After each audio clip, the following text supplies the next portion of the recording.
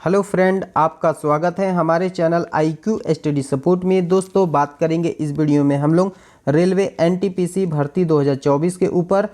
RRB 12th level भर्ती का notification हम लोग इस वीडियो में देखने वाले हैं और समझने वाले हैं। 12th पास कैंडिडेट के लिए खुशखबरी है दोस्तों, क्योंकि 3445 पोस्ट के लिए 12th पास कैंडिडेट आवेदन कर सकते हैं। ऑनलाइन एप्लीकेशन 21 सितंबर 2024 से शुरू है, जो कि लगातार अभी ऑनलाइन एप्लीकेशन हो रहा है। आप लोग RRB के वेबसाइट पर जाकर ऑनलाइन एप्लीकेशन कर सकते हैं। इसके लिए 19 दिन लगभग शेष बचा हुआ है। तो चलिए वीडियो को शुरू करते हैं। इससे पहले जो लोग चैनल पे नए हैं वो जल्द से जल्द चैनल को सब्सक्राइब करके बेल बटन दबा दीजिएगा, ITI और रेलवे भर्ती से रिगार्डिंग पल पल की अपडेट के लिए। दोस्तों देखिए, ये है वो नोटिफिकेशन जिसे रेलवे ने अपने वेबसाइट पर 20 सितंबर 2024 को जारी किया है। तो देखिए इस नोटिस में क्या लिखा हुआ है, नोटिफिकेशन में क्या है, हम लोग इसको देखते हैं और समझते हैं। केंद्रीकृत रोजगार सूचना, भारत सरकार रेल मंत्रालय, रेलवे भर्ती बोर्ड। केंद्रीकृत रोजगार सूचना संख्या 06/2024 गैर तकनीकी लोकप्रिय कोटियों पूर्व स्नातक पदों के लिए। पूर्व स्नातक पदों का मतलब हो गया दोस्तों 12th पास। ठीक है दोस्तों, 12th पास पूर्व स्नातक में आ जाएगा। और इसमें स्नातक वाले भी आवेदन कर सकते हैं, क्योंकि जो हायर एजुकेशन वाले हैं वो कैंडिडेट हैं वो मिनिमम क्वालिफिकेशन वाले जो पोस्ट होते हैं उसके लिए एलिजिबल होते हैं। तो मतलब स्नातक वाले भी इस पोस्ट के लिए आवेदन कर सकते हैं। अब आता है कि आवेदनों के ऑनलाइन पंजीकरण का प्रारंभ यानी स्टार्ट कब से हुआ था। तो 21 सितंबर 2024 से जो दोस्तों आपका ये ऑनलाइन एप्लीकेशन स्टार्ट हो गया था और अभी लगातार ये जारी है। शुल्क भुगतान सहित आवेदनों के ऑनलाइन पंजीकरण की समाप्ति यानी कि लास्ट डेट कब है फॉर्म भरने का, तो 20 अक्टूबर 2024 को रात्रि 23:59 तक आपका फॉर्म भराएगा। ठीक है दोस्तों, अब बताया जा रहा है कि इसमें बताया जा रहा है कि ऑनलाइन जब आप फॉर्म भर लेते हैं लेकिन आप फीस पेमेंट नहीं कर पाते हैं, तो उसी के बारे में बताया जा रहा है कि अंतिम तिथि अर्थात 20 अक्टूबर 2024 को 23:59 यानी रात्रि 23:59 के बाद शुल्क भुगतान की तिथि यानी किसी कैंडिडेट का शुल्क अगर यानी फ़ी पेमेंट नहीं हो पाया है तो उनको 2 दिन का अतिरिक्त समय दिया गया है। 21 अक्टूबर 2024 से 22 अक्टूबर 2024 के बीच में वो अपना फ़ी को पेमेंट करके अपना फॉर्म को पूरी तरह से प्रोसेसिंग कर सकता है। अब है संशोधन शुल्क के भुगतान के साथ आवेदन पत्र में सुधार के लिए संशोधित विंडो के लिए तिथि यानी कि आपका कोई फॉर्म भरने में गलती हो गया है तो करेक्शन करने के लिए क्या समय दिया गया है, तो 23 अक्टूबर 2024 से 1 नवंबर 2024 तक आप क्या कर सकते हैं, अपने फॉर्म में करेक्शन कर सकते हैं। देखिए दोस्तों, करेक्शन करने के लिए भी कुछ बताया गया है कि क्या आप करेक्शन कर सकते हैं, क्या नहीं करेक्शन कर सकते हैं। तो कृपया नोट करें, खाता बनाएं, फॉर्म में भरे गए विवरण और चुने गए RRB संशोधित नहीं किए जा सकेंगे। यानी कि बोला जा रहा है कि RRB जो होगा, RRB ये जो होगा बोर्ड आपका चेंज नहीं होगा। जो बोर्ड आप चुन लिए वही बोर्ड आपका रहेगा। हाँ, आपका करेक्शन हो सकता है, तो आपका नाम का स्पेलिंग करेक्शन हो सकता है, आपका डेट ऑफ बर्थ में मिसिंग है तो वो करेक्शन हो सकता है। तो छोटा मोटा जो अगर कुछ प्रॉब्लम है यानी लिखने में त्रुटिवश कुछ गलती से लिखा गया है तो करेक्शन हो सकता है, लेकिन ये RRB आपका करेक्शन नहीं हो सकता है। अब इसमें देखिए दोस्तों, आगे हम देखते हैं। ये देखिए दोस्तों, ये पोस्ट का नाम दिया है कि क्या क्या पोस्ट है उसको हम लोग देख लेते हैं। तो पहला नंबर में दिया है वाणिज्य सह टिकट लिपिक। इस पोस्ट का मतलब हो गया दोस्तों कॉमर्शियल कम टिकट क्लर्क। दूसरा नंबर में दिया लेखा लिपिक सह टंकक। इसका मतलब ये हो गया अकाउंट क्लर्क कम टाइपिस्ट। ठीक है दोस्तों। और तीसरा नंबर दिया है कनिष्क लिपिक सह टंकक, यानी कनिष्क का मतलब होता है जूनियर, तो जूनियर क्लर्क कम टाइपिस्ट। और चौथा नंबर में दिया है ये जो है ट्रेन लिपिक। ट्रेन लिपिक का मतलब हो गया ट्रेन क्लर्क। ये आपका 4 पोस्ट है और हम आगे देखते हैं। दोस्तों देखिए यहाँ पर हम लोग ये समझेंगे कि टोटल कितना पोस्ट है और कौन कौन से पोस्ट में कितना पोस्ट दिया हुआ है और उम्र सीमा क्या है। तो देखिए दोस्तों, पहला नंबर में पोस्ट है वाणिज्य सह टिकट लिपिक। इसके बारे में मैं पहले बता दिया कि इसका मतलब होता है कॉमर्शियल कम टिकट क्लर्क।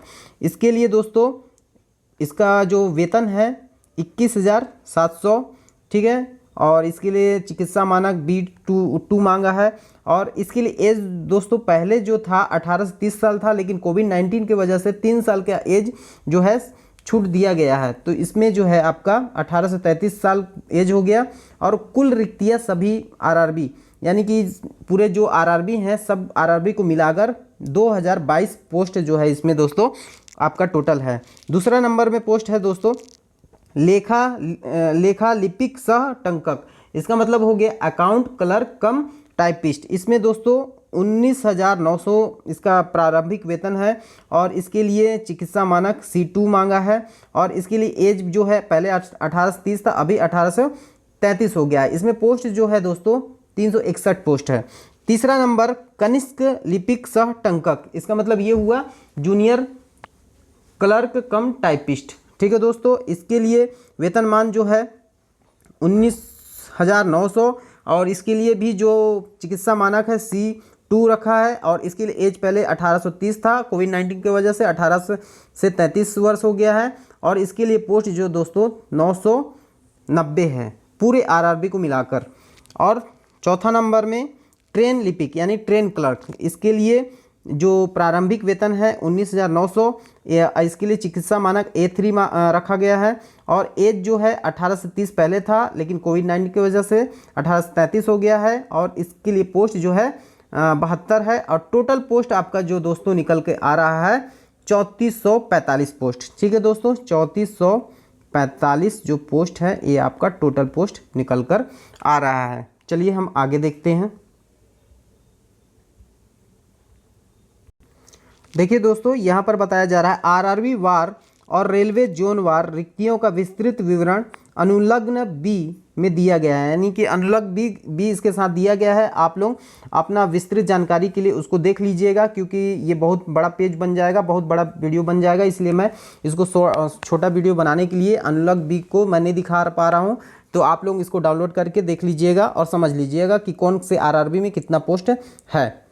अब देखिए इसमें ये चीज़ बताया हुआ है कि इसमें कोविड-19 महामारी के कारण केवल एक बार लागू निर्धारित ऊपरी आयु सीमा में 3 वर्ष की छूट शामिल है।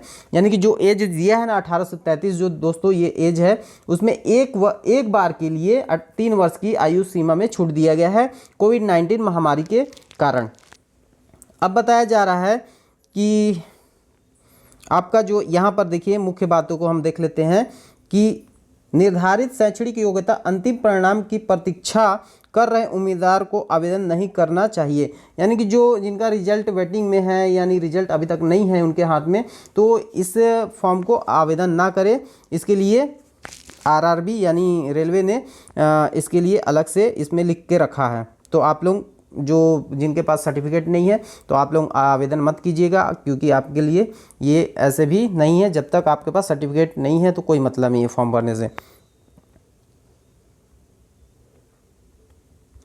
देखिए दोस्तों, हम यहाँ पर देख लेते हैं चौथा नंबर में कि क्या लिखा हुआ है। उम्मीदवारों के पास अपना स्वयं का मोबाइल नंबर, वैध और सक्रिय व्यक्तिगत ईमेल ID होना चाहिए तथा उसे मतलब भर्ती पूरी अवधि के दौरान सक्रिय रखना चाहिए, क्योंकि RRB भर्ती पूरी तरह समाप्त होने तक सभी भर्ती संबंधी संचार केवल SMS और ईमेल के माध्यम से ही भेजेंगे। RRB किसी स्तर पर मोबाइल नंबर और ईमेल पते में परिवर्तन के किसी अनुरोध पर विचार नहीं करेंगे।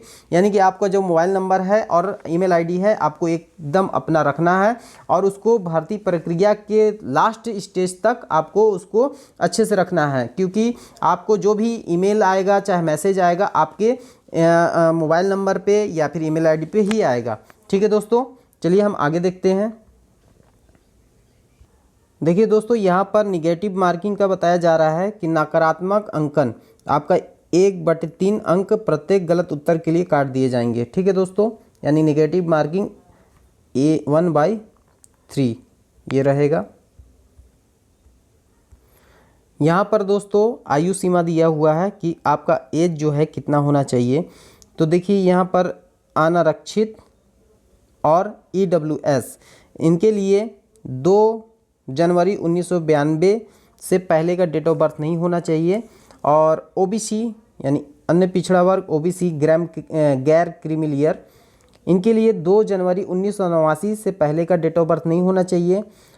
अनुसूचित जाति अनुसूचित जनजाति यानी ST SC के लिए 2 जनवरी 1987 से पहले का डेट ऑफ बर्थ नहीं होना चाहिए। अब है ये तो ऊपरी सीमा हो गया।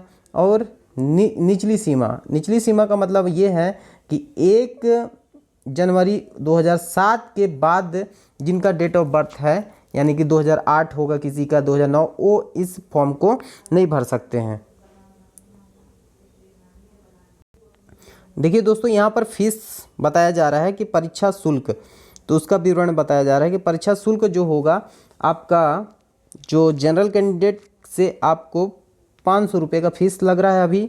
तो ठीक है, पहले चरण की CBT परीक्षा में सम्मिलित होने पर 500 रुपये में से 400 रुपये की शुल्क राशि पर लागू बैंक प्रभार काट कर शेष राशि वापस की जाएगी। यानी 500 में आपका 100 रुपया कट कर 400 रुपया आपको जो है वापस आपके बैंक अकाउंट में आ जाएगा। ये जनरल कैंडिडेट के लिए है, ठीक है। अनरिजर्व कैंडिडेट के लिए ये पहला नंबर। और दूसरा नंबर PWD महिला, ट्रांसजेंडर, भूतपूर्व सैनिक और अनुसूचित जाति, अनुसूचित जनजाति, अल्पसंख्यक, आर्थिक रूप से पिछड़ा वर्ग के उम्मीदवार, ठीक है दोस्तों। इनके लिए अभी फीस जो लगेगा 250 रुपये लगेगा। पहले चरण की CBT परीक्षा में सम्मिलित होने पर 250 रुपये यानी 250 रुपये लागू बैंक प्रभार काट कर शेष राशि वापस कर दी जाएगी। यानी कि जो भी इनका चार्ज होगा बैंक का 10 रुपया हो चाहे जो भी चार्ज हो उसको काट कर जितने पैसा इसमें 250 रुपये में होंगे वो आपको वापस हो जाएंगे। लगभग 240 या 230 रुपये आपको वापस हो जाएंगे। यहाँ पर दोस्तों CBT परीक्षा में प्रश्नों की संख्या और कितने टाइम मिलेंगे वो आपको बताया जा रहा है। तो इसमें प्रथम चरण कंप्यूटर आधारित परीक्षा यानी CBT के लिए परीक्षा अवधि 90 मिनट की होगी और जिसमें सामान्य जागरूकता के 40 प्रश्न होंगे, गणित के 30 प्रश्न होंगे, सामान्य बुद्धि और तर्क शक्ति के 30 प्रश्न होंगे। कुल प्रश्नों की संख्या 100 होगी, ठीक है दोस्तों। और इसमें अगर आप गलती करते हैं उसका उत्तर देने में, प्रश्नों का उत्तर देने में, तो नकारात्मक अंकन होगा और प्रत्येक गलत उत्तर के लिए 1/3 अंक काट लिए जाएंगे। देखिए दोस्तों यहाँ पर बताया जा रहा है कि शॉर्ट लिस्ट किए जाने वाले उम्मीदवार की कुल संख्या प्रथम चरण CBT में उनकी योग्यता के अनुसार RRB के लिए अधिसूचित पदों की समुदायवार रिक्तियों के 15 गुना होगी। यानी 15 गुना कैंडिडेट का CBT 1 से जो है चयन होगा CBT 2 के लिए। तो द्वितीय चरण CBT के लिए परीक्षा की अवधि और प्रश्नों की संख्या निम्नानुसार रहेगी। तो 90 मिनट द्वितीय चरण की CBT के लिए भी परीक्षा के लिए रहेगी। सामान्य जागरूकता के 50 प्रश्न रहेंगे, गणित के 35 प्रश्न, सामान्य बुद्धि और तर्क शक्ति के 35 प्रश्न, टोटल प्रश्नों की संख्या 120 रहेगी दोस्तों। इसके लिए भी गलत अगर उत्तर देते हैं तो वहाँ पर 1/3 अंक काट लिए जाएंगे।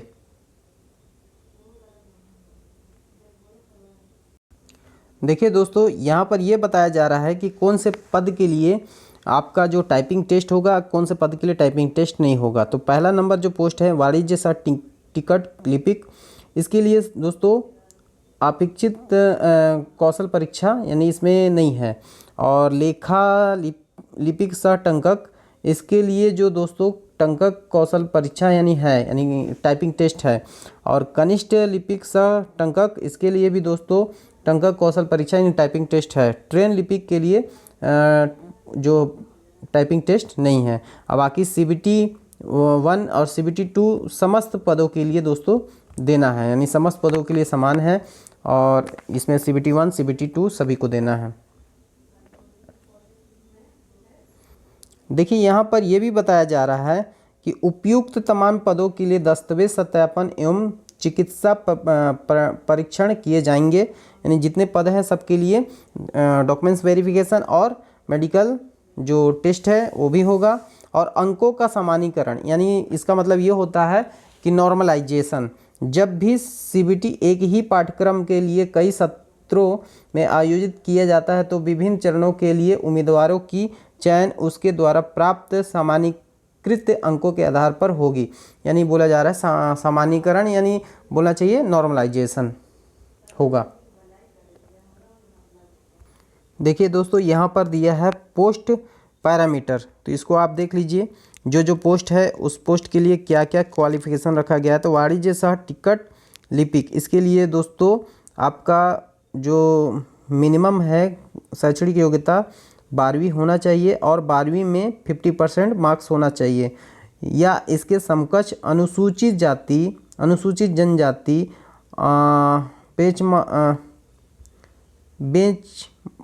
मार्क दिव्यांग, भूतपूर्व सैनिक, इनके लिए 12वीं से अधिक योग्यता रखने वाले या फिर 12वीं से अधिक योग्यता रखने वाले के मामले में 50% अंकों पर जोर नहीं दिया जाना है। मतलब जो इसकी यानी बोलना चाहिए अनरिजर्व वाले, यानी बोलना चाहिए जनरल कैंडिडेट, जनरल और प्लस ओबीसी, ये कैंडिडेट को 12वीं में 50% मार्क्स बहुत ज़रूरी है। अगर इनके पास 50% मार्क्स नहीं है तो ये अगर ग्रेजुएट हैं यानी स्नातक है, स्नातक तो 12वीं में 50% मार्क्स से अगर कम भी मार्क्स है तो भी ये इस फॉर्म को अप्लाई कर सकते हैं, यही यहाँ पर बताया जा रहा है। और दूसरे पोस्ट के लिए जो है इसके लिए भी 12वीं में 50% होना चाहिए और वही नियम रहेगा कि आप ग्रेजुएट हैं तो 50% वाला मार्क्स वाला नियम नहीं चलेगा। मतलब आपका 50% से नीचे भी है तो भी आप एलिजिबल हो जाएंगे। और ST SC OBC ST SC और प्लस जो दिव्यांग कैंडिडेट हैं, भूतपूर्व सैनिक हैं, उनके लिए 50% मार्क्स पर जोर नहीं दिया जाएगा। लेकिन ये जो पोस्ट है लेखा लिपिक सह टंकक, इसके लिए कंप्यूटर पर अंग्रेजी और हिंदी में मतलब टाइपिंग टेस्ट होगा और जो उसमें मेरिट आएगा जिनका, उस आधार पे इनका सिलेक्शन होगा। इसी तरह से तीसरा पोस्ट है जो दोस्तों लिपिक सह टंकक, इसके लिए भी सेम क्वालिफिकेशन रखा गया है। 12वीं में 50% और वही नियम रहेगा, ग्रेजुएट है तो 50% वाला नियम नहीं लगेगा। और ST SC OBC ST SC और प्लस भूतपूर्व सैनिक और बेंचमार्क दिव्यांग, ये जो कैंडिडेट हैं इस मामले में 50% पर जोर नहीं दिया जाएगा। और ये इसमें भी कंप्यूटर पर अंग्रेजी और हिंदी में जो मेरिट टेस्ट लिया जाएगा यानी टाइपिंग टेस्ट होगा और उसके आधार पे सिलेक्शन होगा। और चौथा नंबर जो है ट्रेन लिपिक, इसके लिए जो है वही नियम है जो पहला वाला नियम है कि 12वीं में 50% मार्क्स होना चाहिए और ST SC कैंडिडेट और जो भूतपूर्व सैनिक हैं, दिव्यांग कैंडिडेट हैं, उन पर 50% वाला मार्क पर जोर नहीं दिया जाएगा। और जो 50% मार्क जो जनरल और OBC कैंडिडेट का भी अगर है नीचे है, 50% से नीचे है, तो अगर वो ग्रेजुएट किए हैं यानी स्नातक किए हैं तो 50% मार्क पर जोर नहीं दिया जाएगा। तो ठीक है दोस्तों, वीडियो से रिगार्डिंग कोई भी अपडेट आपको चाहिए हो तो मैसेज में पूछ सकते हो। तो मिलते हैं नेक्स्ट वीडियो में, नेक्स्ट अपडेट में।